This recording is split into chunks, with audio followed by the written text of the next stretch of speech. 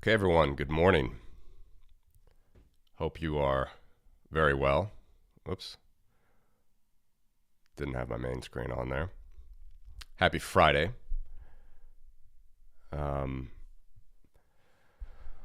Streamed all 5 days this week. Very exciting, huh? Gonna try to get into the streaming game. Not as much as a gamer, surely, on Twitch, but into the game I am a little bit. Figured I would also start out, actually. This is going to be a fun one today. I'm going to look at gold and Bitcoin. A lot of talk yesterday about Bitcoin and crypto in the Trump world with his executive order. Talk a little bit about that. But I figured actually maybe I'll try to do some light news or light things that are catching my eye in case you're curious. I know I'm not a sports channel, but I just want to start with this one. Let me go back here to here. We have Zverev just advanced to the finals in the Australian Open because Djokovic had to retire due to injury. I'm a huge fan of Djokovic and everything he's done for tennis. I'm a moderate tennis fan. Seen him play a couple times, actually. And he's just, I think, a great ambassador, super friendly guy. He deals with a lot of bad attitudes from fans, but everything he's done for tennis and for the Serbian people, I think, is really amazing. Shout out to Bitcoin Serbia for your hero Djokovic. And I know that whatever, on a micro level, it's one of these things, right? It's like those of you who know that I'm a huge supporter of Ukraine.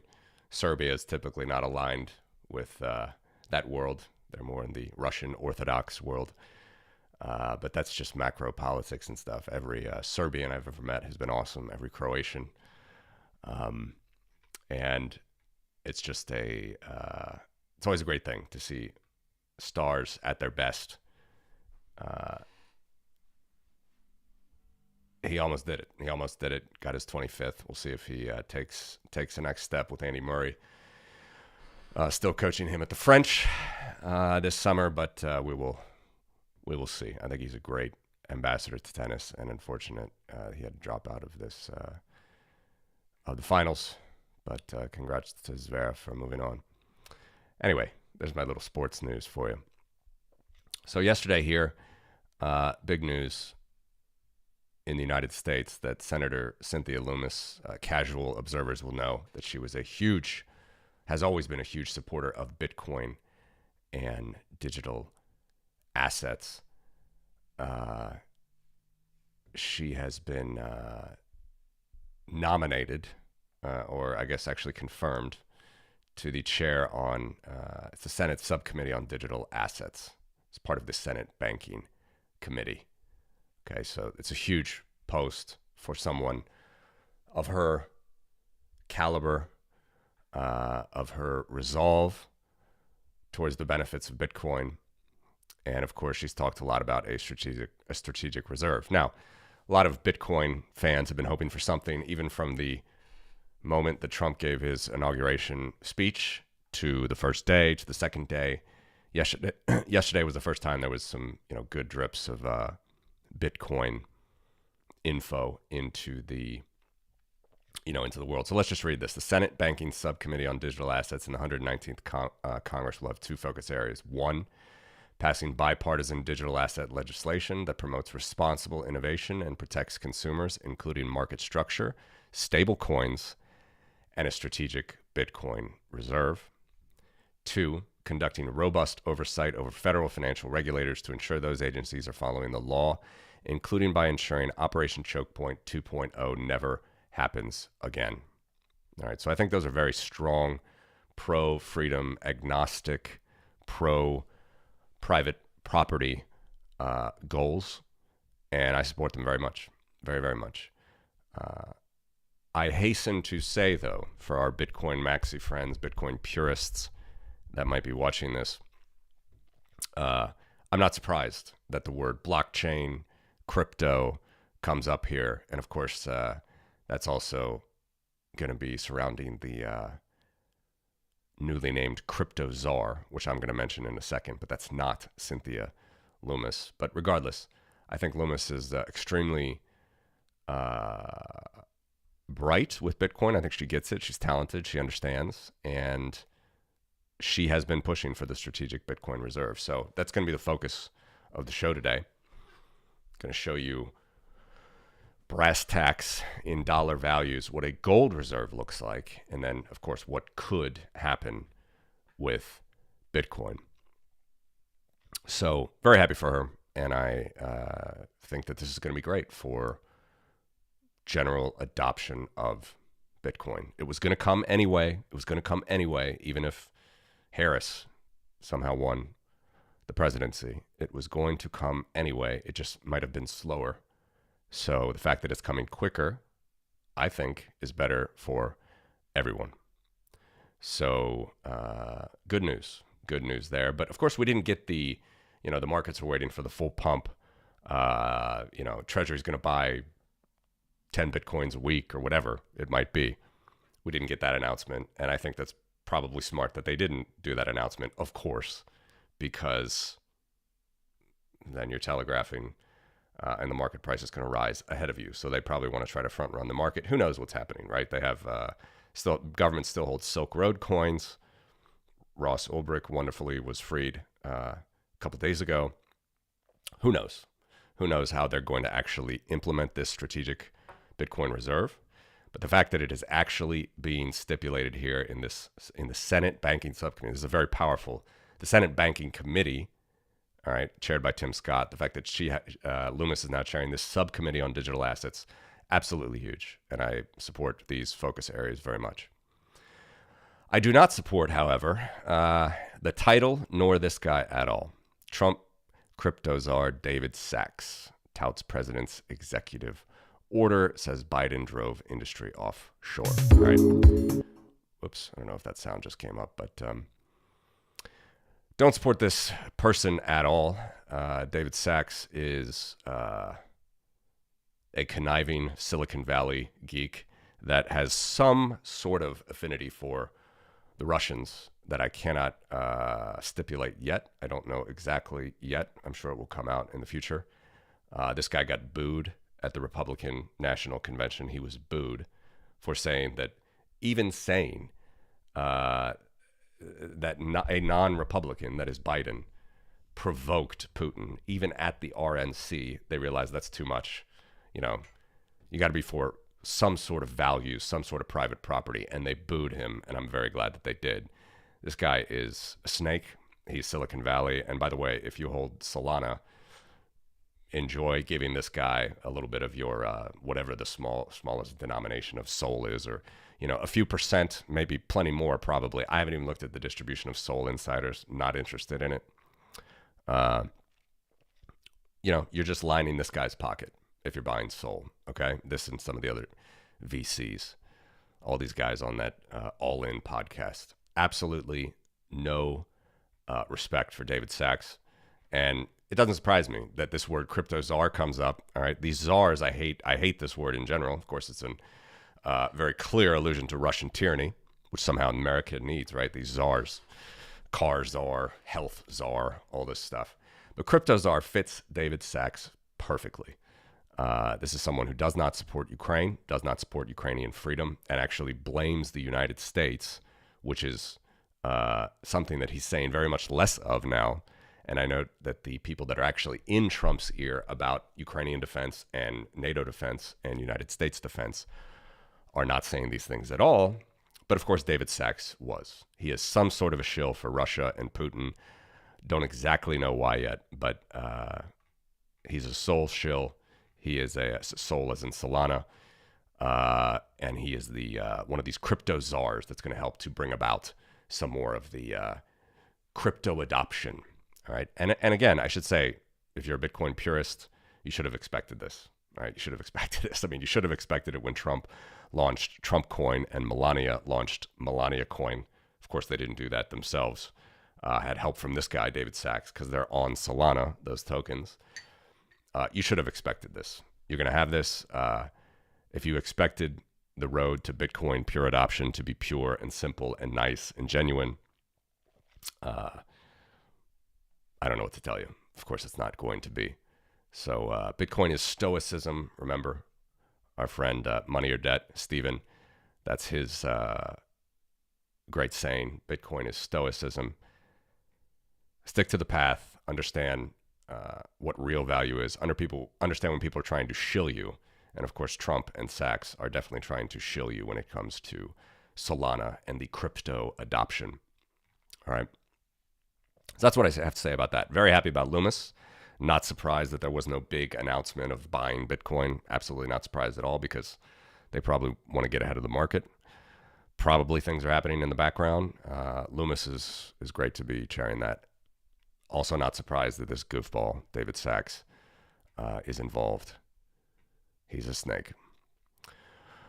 All right, so there we go. Having said that, let's go ahead and look at gold. All right. Not on a time scale now. Let's just look at the roughly current market values. It's hard to get exact year-end 2024 for everything I'm about to show you, but it's close enough. And it's actually, I'm marking to market as today's gold price. So over $2,700 an ounce. All right, today, January 24th, Friday 24th of January, as I'm recording this, we're going to break down the entire gold market, where all the buckets of value are. And then we're going to look at Bitcoin. All right, in light of this strategic Bitcoin reserve, what could it mean? What could it be valued at? All right, I'm going to be zooming in and out a lot here. As you can see, I could put this on log scale. I don't want to do it because it would confuse the picture. This is not log scale. Market value on the left here. We're in the trillions of dollars. These are the big buckets, like the all-time mined, how much gold is in jewelry, bullion, central banks.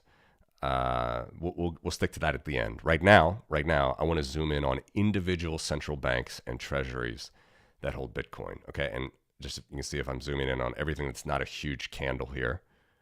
We have this, and now what sticks out? Interestingly, the United States. Okay, let's look at the United States first.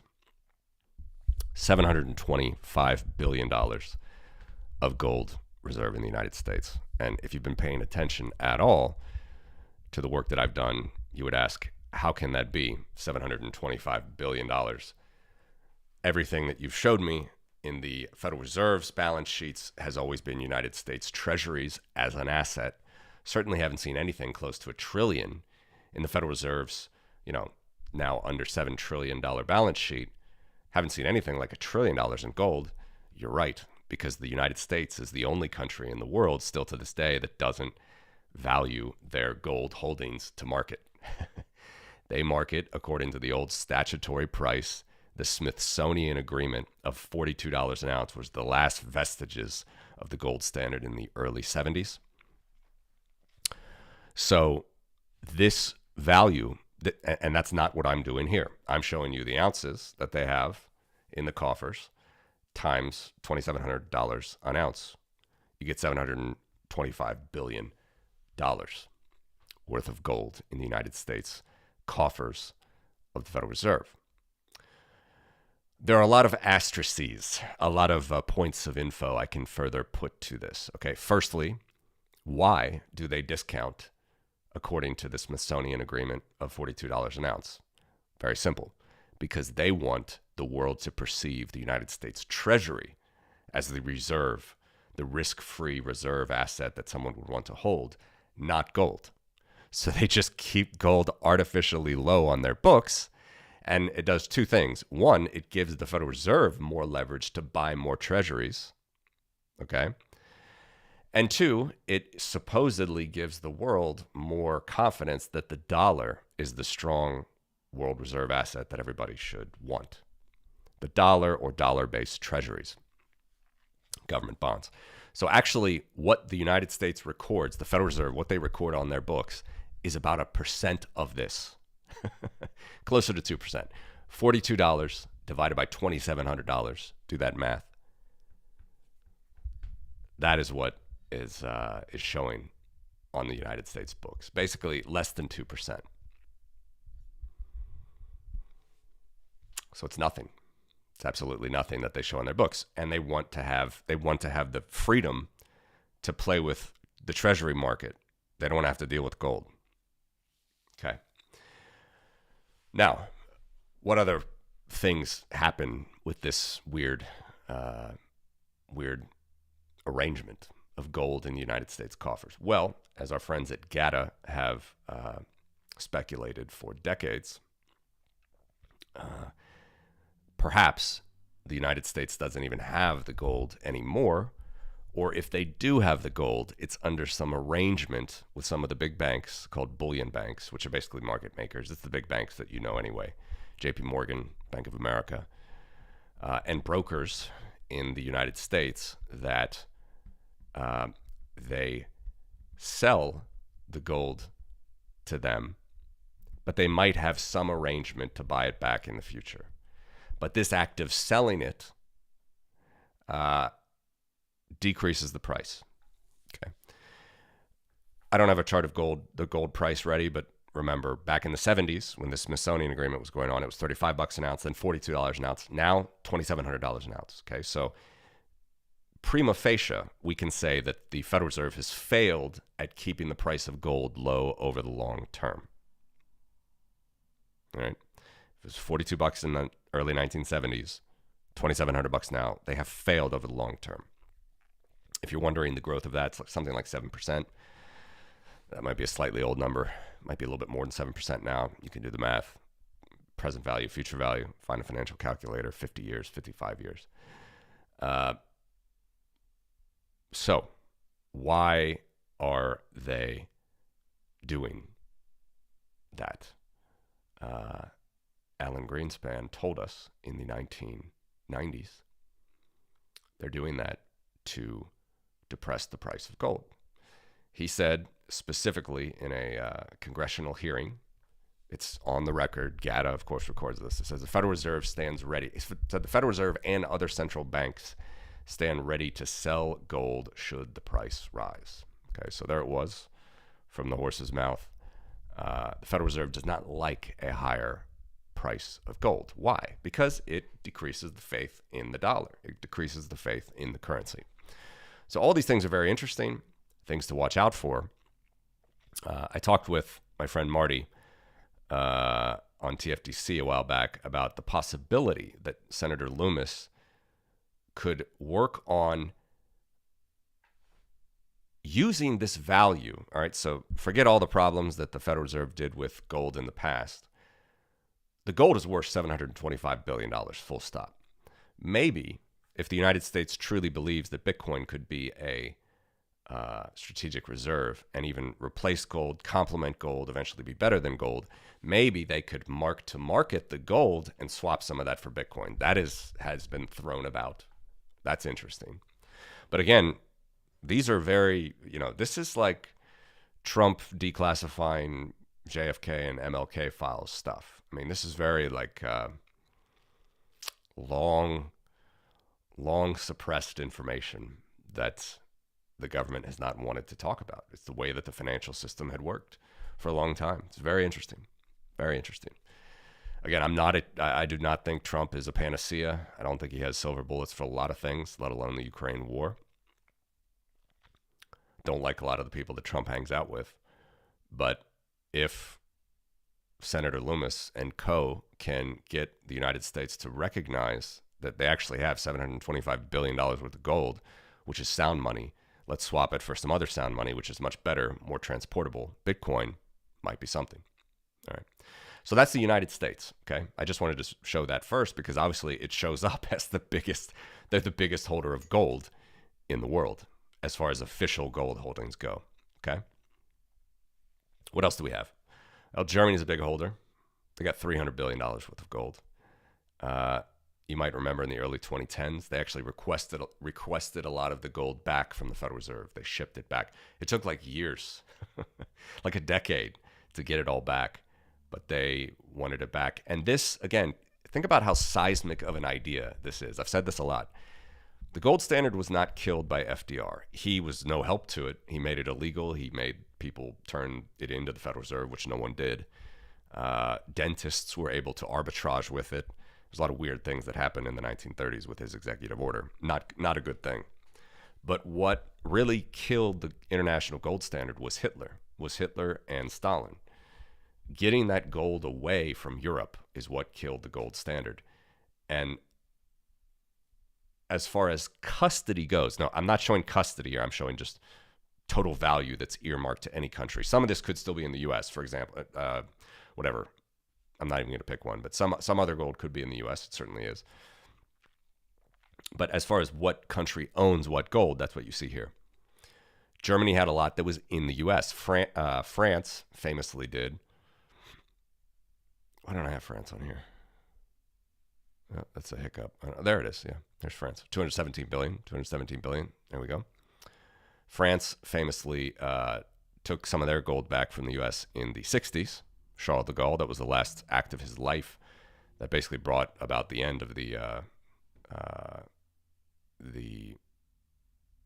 Bretton Woods standard. So Germany, France, you see they had the gold in the U.S. and they took it out. It's a very interesting thing, right? And the reason that the dollar became the world's hegemon, the world's main currency in the world, in the financial world, is because during World War II, this gold left Europe. Italy's left Europe. Poland's left Europe. Many countries left Europe. Norway, they all left and they went into the U.S. So actually, what was where was the gold custodied? It was custodied in the United States, in Fort Knox and under the Federal Reserve in New York. So, interesting stuff. So there's some big ones. Another one I wanted to find. So Italy is, of course, big country in the European Union. We got Russia here, 200 billion. This is important. All right. This is not their total international reserves. Remember, international reserves compose two things primarily. The first thing is foreign currency reserves. The second thing is gold reserves. Okay. So foreign currency reserves, that is like when the Russian central bank holds a euro bond, a German, a Deutsche Bund, or a UK gilt, or a US Treasury. Okay, that's a foreign currency reserve. Russia has about 300 billion of that, and that is frozen 2/3 in Europe, 1/3 in the US. Okay, so 300 billion. Vladimir Putin is such a maniacally dumb dictator. He started his war, full-scale war in Ukraine in February 2022 without control of his foreign currency reserves. And finally, there was some spine to the free world to actually freeze it. Again, if you're a Bitcoiner, you say, oh, that's terrible. Russia's not in control of its money. Yeah, fine. They also shouldn't be invading borders. So that's how I feel about that. But they did have control of their gold. So this 200 billion is still in the coffers of the central bank and its branches in Russia, in many places, in Siberia and all over. Okay. So, gold is a hedge against international devaluation of other currency. And Russia, like every other country, has a right to hedge against devaluation of, for example, the dollar.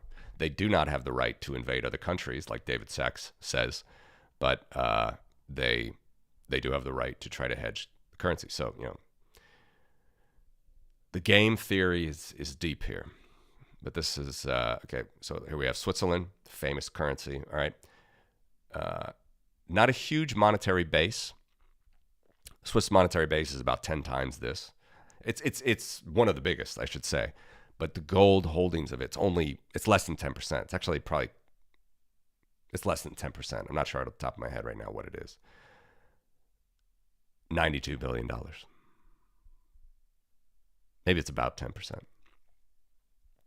Okay. And then, of course, we have China. China is another big player, may invade Taiwan next couple of years in the fall or spring, according to Ryan Macbeth. $200 billion in their gold reserves, something that they control. And for sure, China and Russia have been doing some deals with gold reserves, with oil, geopolitics, as it goes, playing with Ukrainian lives. So these are the big countries. Another one I wanted to show you, Saudi Arabia. You know, as we zoom in, let's just zoom in like to here. These are, you can see smaller countries. This Libya, that was big controversy, right, with Gaddafi, whether he wanted to do a gold dollar or not, or gold currency. 13 billion in their coffers. Mexico, 10 billion. But you get to really small numbers, right? Like even less than a billion. Luxembourg, less than a billion, 200 million. Mauritius, a billion. Latvia, my second country, 600 million in gold reserves.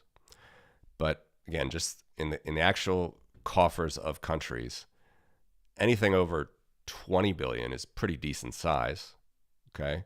Saudi Arabia, that's a pretty decent size. I could do these per capita. That might be another interesting exercise. Remember, Saudi Arabia, when we looked at military expenditure, they had huge numbers, all right, per capita, per GDP, huge expenditures. Gold is probably up there because it's not a huge country population-wise, but they're a big one. Netherlands, historically huge currency. The Dutch guilder historically was a massive currency. Dutch East Indian Trading Company and so forth. Netherlands still has a lot of gold. There's a European Central Bank branch there as well. But the United States, interestingly, even though the United States hates gold, doesn't want to talk about gold, Alan Greenspan wanted to, would always stand by to sell gold should the price rise. That's what he said. They still have the most gold, theoretically, if the gold is there, if it's not sort of earmarked to other sellers, which it might be. It might be. It's a complicated thing there. I'd be very curious to see what happens with Loomis if she can mark this to market and actually free up this value to buy Bitcoin, because it's possible that this value is in some sort of swap arrangement or leasing arrangement, basically that the United States sold this already without maybe having it leave its coffers. Maybe it did leave its coffers. It's hard to know. It's an opaque market, gold. But we can still get to roughly these numbers and see how the geopolitical world works. But having said all that, now let's go to the summaries, where we have the big ticket items. And here we see some big stuff. IMF has a lot of gold, 250 billion. All right, remember the U.S. still has more, 750 billion, but there's a lot of gold in the IMF. BIS, not too much. European Central Bank, not too much. Bank of Central African States, decent amount actually for those economies. This is just a summary item, Euro area, how much gold is in Europe. All right, that's actually about comparable to the United States. Interesting. Again, Germany, France, Netherlands, huge components of that, Italy. And then we get to this number. All right, what is this? This is the total of everything I just showed you, okay? It's not going to double count the Euro area and some of this stuff. It's all worked out. But this is the total. So we have in central bank coffers, or official coffers, it's called in the IMF, in big worldwide institutions, there's $3.3 trillion worth of gold. $3.3 trillion worth of gold. It's about 1.1 billion ounces, if you're curious. 1.1 billion ounces worth of gold. All right, let's move up the stack here. Now let's analyze this, and we're not done. We're going to bring Bitcoin into this. All right. Private bullion, 4.3 trillion. So this is bullion that is for ETFs, investment purposes. ETFs actually a small component of this, very small. If you're wondering about the Bitcoin ETF, for example, but it's still theoretically private bullion in the Perth Mint and London Bullion Exchange and all these different things. It seems to be something like 4.3 trillion. So you add the 4.3 trillion and the 3.3 trillion, and you get to 7.6762 trillion. That is total bullion. Total bullion in the world. All right. Total gold in bullion form. All right. But that, and it surprises people, that's only about 50% of available gold. Okay. Available gold includes bullion and jewelry. It's $8.7 trillion in jewelry at the moment. 8.7 trillion. It's a worldwide distribution, worldwide phenomenon. So even though this is like one candle on the chart, this is distributed worldwide. You know, if you've traveled to Singapore, India, you know that there's bullion dealers on many streets.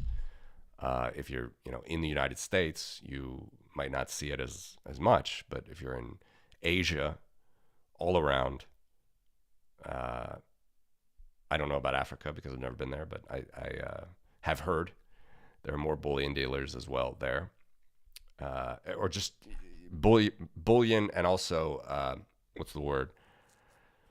Where you can lombard, where you can trade it in. Basically, you can deal, you can pawn it. Basically, gold jewelry for the value. It is a store of value. It is a store of value. Okay, but it's different. It's also different. Notice it's kind of a non-monetary store of value. It's a ornamental is the word that's used a lot in the industry. So anyway, just showing you the lay of the land here. You add now bullion and jewelry, you get to available. That's $16.3 trillion. So that is all the available that gold in the world ever mined throughout the world, and is still available for supply and demand trading today. Actually, I shouldn't say that. Right? Supply and demand happens on the margin. So marginally every day, obviously a very small fraction of this trades, but theoretically this is the worldwide available gold stock. Then we have industrial. This is interesting. Okay, this is about 15% of the total, which I'm going to get to in a second. But we have industrial gold. It's about $3 trillion, which is a big chunk. Okay, notice that that's close to the central bank number. It's a little bit smaller, 2.9 trillion. Industrial gold is like for dentistry, literally, it's for gold teeth. It's for certain use cases in electronics and energy. But it's important to isolate this, actually, because though it can have a marginal value on the market, like you need to buy this gold to use it, it doesn't have a store of value purpose. So it's important to isolate it. So it's not included in my available total. Okay, and I'll explain a little bit more in a second. So basically, if you take industrial plus available, you get to all-time mined. This is the total gold value all-time mined. It's close to 7 billion ounces. In dollar terms, 19.3 trillion. 19.3 trillion. This is all-time gold mined. Now, let's compare that to just some other buckets of value.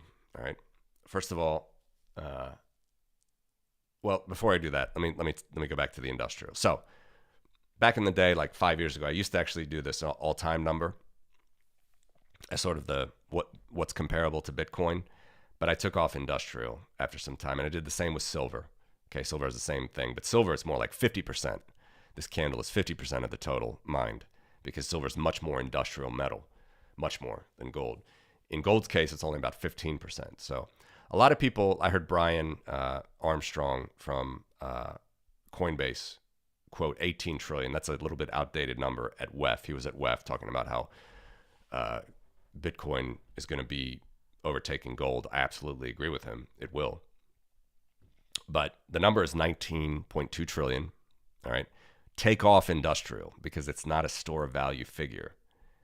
And then you get to the available, what I call available. This is my term, by the way. I haven't heard anybody use it, but it's just available gold, store of value gold. And again, that includes jewelry and bullion. And then you can break down bullion into private bullion, central bank bullion, and even what's in the central bank. So it's the whole stack. It's the whole disposition of gold. And now it's the fun part. Let's talk about what it actually means to talk about a strategic Bitcoin reserve, or the value implications for Bitcoin in a strategic Bitcoin reserve, okay? Because it's very easy to calculate that disposition. So this is the number. 16.3 trillion is really what's in the gold world right now. Not the 19, not 18 misquoted, $16.3 trillion. That is the available gold in the world that's used as a store of value purpose. Okay, whether it's jewelry, whether it's bullion, whether it's coins, whether it's bars, whether it's a necklace, $16.3 trillion. I just talked about the repo market yesterday.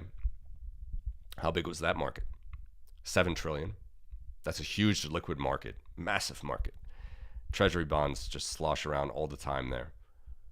That's 7 trillion. Okay. So the available gold market is bigger than the repo market. Something to think about. And of course, it's bigger than Bitcoin. How big is Bitcoin? It's $2 trillion at the moment for the 19.8 million Bitcoins circulating. But now the fun part is, let's take all of these buckets of value, all right? And we can go through different steps here again. Let's put them in Bitcoin terms. How would we do that? We would not take these buckets of value and divide it by the Bitcoin price, because that would be some weird, huge number in like million Bitcoins, okay? What we would do is take these huge buckets of value and divide it by the outstanding circulating Bitcoin in the world, which is 19.8 million Bitcoins in the moment. And for that, we get these orange bars here, right axis here. It's going to be very interesting, okay? These are now price. What you're seeing here is price per Bitcoin if Bitcoin captured the market, all right? I want to be very clear, though. This is something I saw. This is actually an old chart, but this is from Fiat market cap. I've heard these guys get quoted sometimes. I don't know them. Don't know anything about them. The numbers that they use are M2 figures or sometimes M3 figures, but mostly M2, which again is not the broadest money supply. I talked about that in the last few videos. What they do is they take the value in the native currency, translate it to dollars, then translate it to BTC to get this like BTC market cap. This is obviously odd, and I wouldn't recommend doing it this way. So this is a couple years ago here. They're at 18.7 million Bitcoin. Now we're at 18.9 million Bitcoin. But, you know, you got things here like 75 million BTC if it meets Korea, 83 million if it meets Britain. This is wrong on many levels. First of all, it's wrong because this is not monetary base media. You need to be at monetary base. This is fiduciary media, which is bank media, which are just liabilities. They're paper tickets. Yeah, they're backed by loans, but the loans have nothing to do with the monetary value. The loans have to do with the productive value of the assets. Completely different thing. So to say that the Bitcoin market cap compared to Chinese yuan is 642 million Bitcoin, obviously, again, prima facie, that means nothing. Don't take a money supply and divide it by the Bitcoin price to get these millions of Bitcoins.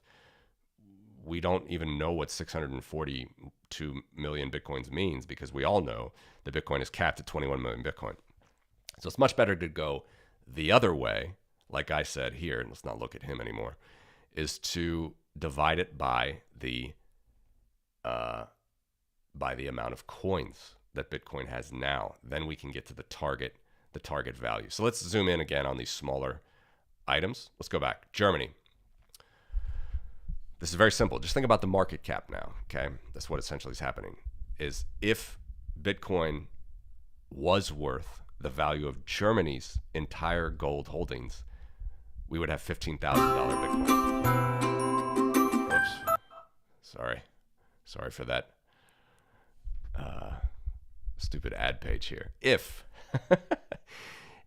Germany's market value of their gold holdings was matched by Bitcoin, we would have $15,000 Bitcoin. What's the price of Bitcoin today? Over $100,000. Therefore, we can conclude that Bitcoin has clearly surpassed the market value of Germany's gold holdings. What about France? Even less. So Bitcoin as a system is more valuable than Germany and France put together. It's more valuable than China. What are we at right now? 15, 25, 35, $35,000, $45,000. Add in Italy, add in Russia, $55,000. It won't work with the United. Oh no, it will with the United States. Silly me. 55. Add in the United States' whole mark-to-market gold holdings. You're up to $90,000 Bitcoin price. Is Bitcoin more than that? By another 10,000, we can add in Switzerland, a couple other countries. By all of these major major juggernaut economies, all right, add in India, of course, as well. Bitcoin is larger than all of them at the moment. Put together. It's unbelievable. Unbelievable. Okay. And if we add up all these official gold holdings, let's go back to our summary totals again. Let's get to the central bank number. This is the total of all the official smaller ones, right? All the things we just talked about. All right. So when we look at the summary, central bank total, 3.3 trillion. Obviously, that's Bitcoin is 2/3 of that. We have a $2 trillion market cap. There's 3.3 trillion. Bitcoin has to get to $167,000 to match this. And here's another interesting point. What happens when Bitcoin is 167,000? Did it overtake gold and central banks? In some sense, yes. It moved ahead of it in some sort of ranking, but it didn't destroy it. This is the thing about value that a lot of people miss. It didn't obliterate the gold and central banking. Maybe it will at some point. But start to think about this as we move up this stack now is, yes, it's very clear that very soon, perhaps in this cycle, perhaps this year, Bitcoin is going to be larger than all official gold holdings in the world. Incredible fact. Incredible fact. But that doesn't mean that all gold holdings in the world have zero value. All right, this stuff is marginal. It's all on the margin, day by day, month by month, year by year. It's gonna take time. All right, and then to get to private bullion, we got to get to 217,000. And again, once Bitcoin reaches 217,000, private bullion is not destroyed in value. It's just overtaken by a different asset. But there's still going to be value in private bullion, right, on the margin. Then we get to the total bullion together, private plus central bank bullion. We got to get to $384,000 Bitcoin to match that. Okay. It's a $7.6 trillion market cap. And then jewelry. Jewelry, I think, is the most interesting view here because let's just face it, women are irrational, right? We love them, but they're always going to demand more jewelry. Okay. So we got an $8.7 trillion market cap here. $440,000 Bitcoin. If Bitcoin meets this, okay, remember, it didn't destroy it. There's now $440,000 price Bitcoin. That's an $8.7 trillion market cap. There still would be, presumably, it could go down, but it hasn't been. Remember, the gold price has been going up, so these bars have also been going up. There still would be $8.7 trillion in jewelry. So they both are going up simultaneously with the, fiat inflation that we have. That's my point.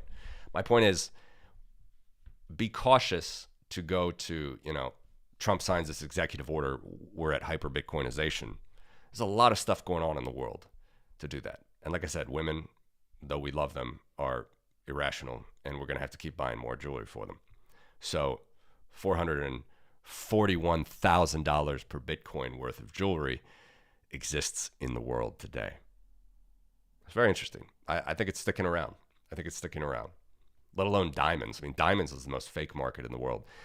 Gold is actually a real market, right? We have a dollar per ounce price in gold. Find me a price of diamonds. Someone send a link. Find me a diamond, worldwide diamond price. I bet you can't find it. Find it on Bloomberg. Where's the diamond? What's the market price of a diamond in a carat form? I don't think you're going to find it. Diamond's like the most scam of an industry. But this stuff is sticking around, man. As long as men are from Mars and women are from Venus, this is sticking around. We love them, but this bucket of value is not going away. All right, it may go down relative to Bitcoin. Bitcoin is going to pass it. It's not going away. So temper your hyper Bitcoinization desires when we have to look at these buckets. Okay, then we got available. Remember, available is just adding jewelry and bullion. We got to get to $826,000 Bitcoin to match available world gold. This is my headline number, by the way, 16.3 trillion. That is how much gold's in the world. When Brian Armstrong said at WEF to that African central banker that Bitcoin was going to pass gold, which I agree with, this is the number. It's got to get to $16.3 trillion market cap, $16.4 trillion market cap. This is the number. It's going to happen, but that's 8 times higher than the current market cap right now. So, in my opinion, we don't hit that this cycle. We don't, in my opinion, not financial advice. Then we got the old industrial value. Bitcoin is very close to this, but this is not, this is, again, this apples, oranges thing. Gold has secondary use cases, has use cases for value, for money, store value purposes, even for jewelry. Industrial is a very marginal secondary use case thing. This is still going to exist, by the way, as long as, dentists need gold for teeth, which is a surprisingly large part of this. I don't know exactly, but it is, or electronic and technological usage of gold. This is still going to exist, this bucket of value. Even though it's not really a store of value, it's going to have consumption value. We got to get to $150,000 Bitcoin to pass that. And then the all-time, which is kind of interesting. It's like the all-time ounces mined ever. Because remember, an ounce of gold will stay with us forever. It's possible that your wedding ring came from some pharaoh's tomb. Unlikely, perhaps, but it could have been. All right, gold doesn't tarnish. It doesn't rust. It can always be refined into a new unit, a new weight, a new measurement. So, gold's been around for thousands of years, hundreds of thousands of years in the ornamental case. See Nick Szabo. It's about $20 trillion. $20 trillion. $19.3 trillion. We got to get firmly over $1 million per Bitcoin to pass this. We're going to do it. No problem. Go back to the power curve. We are going to do it. But I don't think proportionally the growth of Bitcoin does not grow this way. It's going to be many cycles, many 4-year cycles, at least 2 more halvings from now, in my opinion, before we hit this number. But this is interesting, right? I mean, brass tacks, let's look at a good person in the government, Cynthia Loomis, who understands the value of Bitcoin, wants a strategic reserve for Americans. Of course, everybody in Bitcoin world or worldwide wants this to happen too, because it will create demand and increase the price of Bitcoin. Fine. But,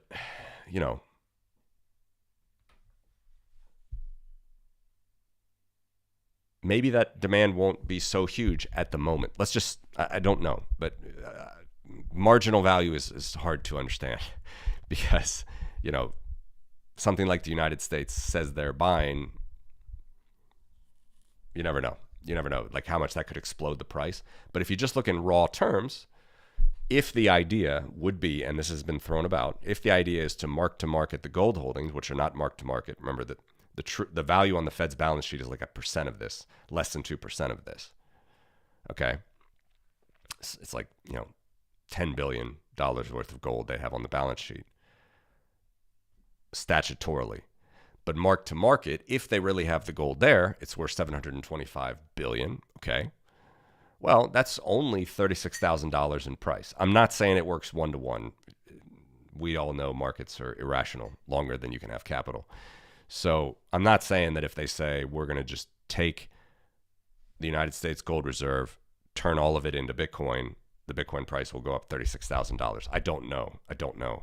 But value-wise, that's what it's saying. Okay? So we got a long way to go. This is the ball field. This is the arena that we're in. And we got a long way to go just to sort of overtake gold. And again, keep it in your mind, when we overtake gold, the gold is still there. There's still going to be some marginal value for gold, whether it's in industrial, whether it's in jewelry, right? Whether it's in coins and bar form. Those are big values. When you add all these central banks and countries individually together, you get to big Big values. 3.3 trillion. It's $167,000 Bitcoin.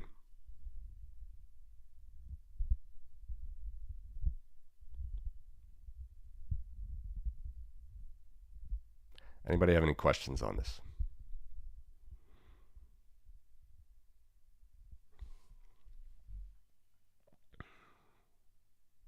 European euro, countries that use the euro, if Bitcoin matched their coffers, it'd be more than the United States, $50,000, $48,000 Bitcoin. Remember, the United States is $36,000 Bitcoin.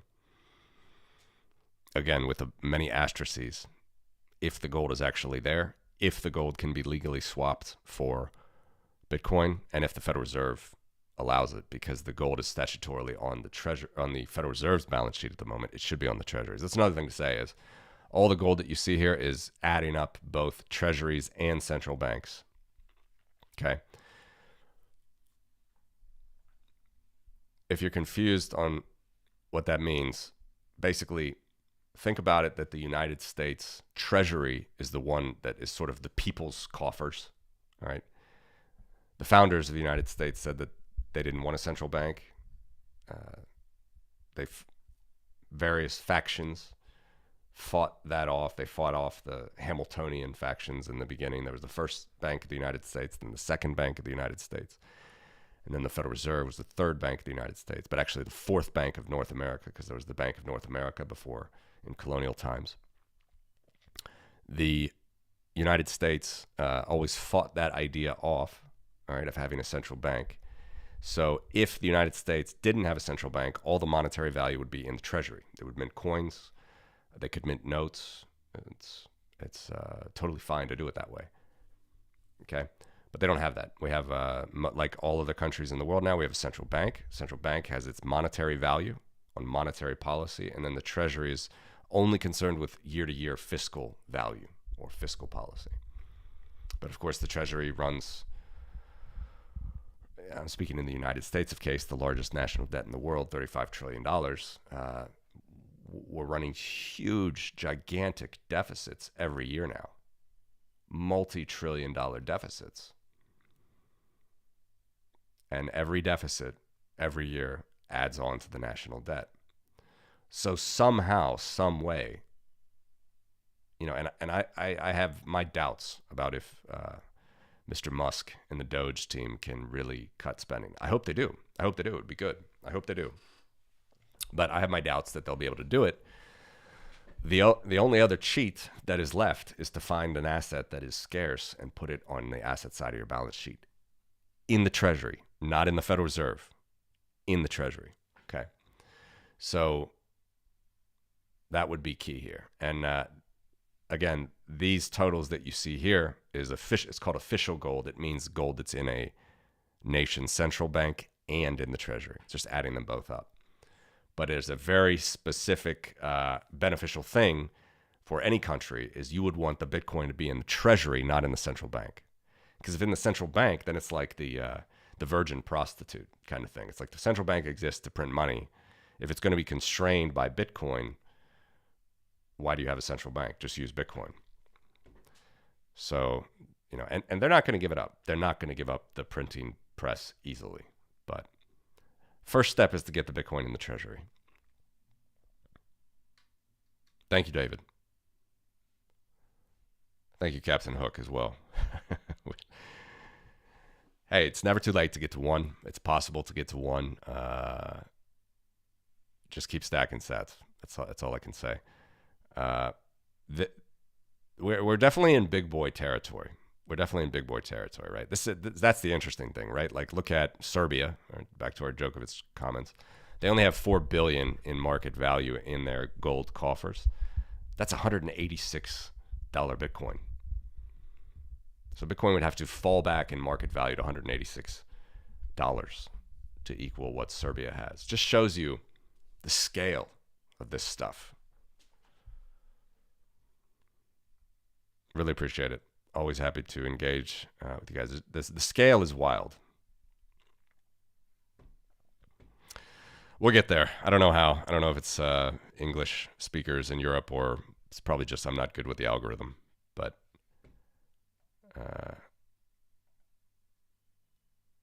I'm going to try to remove spam as well. If there's spam that comes in with tokens, I'm going to remove it. So I just removed it from the chat. Bitcoin is stoic money. No matter how much you have, everybody's going to want more. This is a really, this is probably what the real story is about, right? I mean, yes, the United States has the dollar. Yes, there are trillions of dollars of treasuries in the Federal Reserve's coffers, $35 trillion of debt liabilities from the Treasury itself. So we're in a dollarized world, but it's changing. And with or without Trump, it's changing. IMF's got a big portion, right? 250 billion. But even then, it's crazy. Like for the Bitcoin to match what the IMF has, it has to fall in value 10 times, almost 10 times, to 12,659.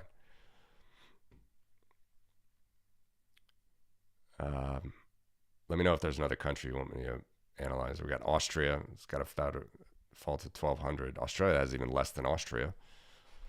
It's actually surprisingly low to me to see Australia right there at 7 billion. I thought they had more. Because Australia's got a pretty big monetary base, actually.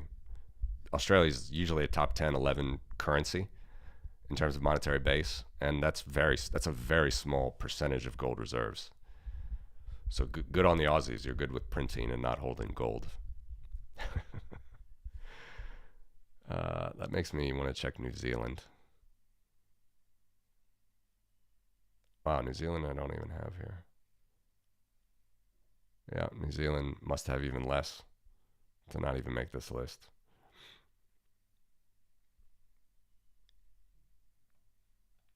These are the summary the summary values, though.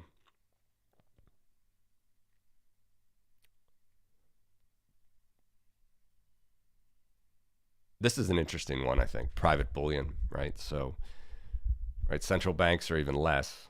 $167,000 Bitcoin would equal private official gold reserves worldwide. But, you know, there's still a lot of gold in private coffers, in ETFs, in the London Bullion Exchange. You know, these are estimates, but this is like, it's probably a lot of old money here. Could be a lot of Rockefeller money, Rothschild money. You just don't know. You know roughly the totals, but breaking it down, I can tell you ETFs are a very, very small component of this. Okay? Which is interesting. We could think about what might happen with Bitcoin.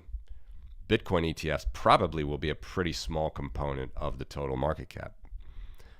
Initially, because we have a lot of long-time hodlers that just don't want to sell. That's an interesting fact. And secondarily, it just might not be needed. People might not want to speculate with their Bitcoin in the markets and in the publicly traded exchanges, right? They want to hold it and hodl it, pass it on to their kids. So the fact that private bullion is like, that might be a mind-blowing fact to you. Maybe you've never thought about it. There's more gold in private hands, private bullion, private gold and silver coins, gold coins, than there is in central banks. There's more gold held privately in the world than there is in central banks and treasuries. 4.3 trillion versus 3.3 trillion. Could it be the same with Bitcoin? Could it be the same? No matter how much Cynthia Loomis and other people, well-intended people, put money into Bitcoin in the official coffers of the government, could it be that Bitcoin's, you know, privately held Bitcoin is more? Of course it's going to be more for the foreseeable future. It's going to be a very small fraction that's going to be in official coffers. But this is an interesting number, even if you think about just the long time scale of gold. That's a pretty interesting number. $4.3 trillion.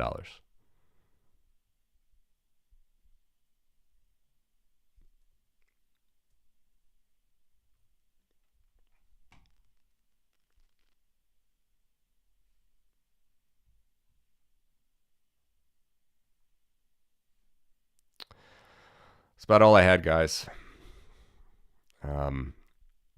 This is an interesting one. Going to have to keep an eye on this, right? If they're going to utilize this value, if they're able to, if it's legally correct to mark the gold to market, not market at $42 an ounce, but $2,700 an ounce. Use that value to swap into some Bitcoin. I'm curious. I'm curious if they can do it. United States, as in many things, is the leader in holding gold officially, although there's a few asterisks there, right? They much prefer to focus on the dollar. France and Germany, huge, but still, Bitcoin today is multiples bigger than both of these combined. 25,000. Bitcoin is 4 times bigger than all the gold in France and Germany combined, official gold. So these are the things I would think about when we're talking about the run-ups in price. Don't get worried about the daily news. Bitcoin drops 5K. Bitcoin goes up 10K, or maybe it's going to go up more because Cynthia Loomis just signed a mandate to buy X amount of Bitcoin a week. And again, it's going to be very interesting how much they make that public or not. It's going to be very, very interesting because the public governments are supposed to be public, supposed to tell us what they're doing. We got a lot of room to grow into this. I'm sure any of these prices would make anybody very happy.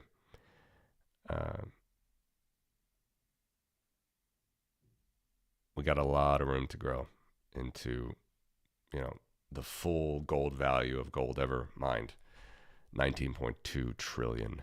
All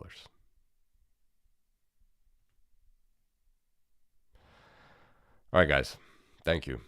Thank you for being here with me for this hour. I will continue on, and I hope you all have a wonderful weekend. Take care.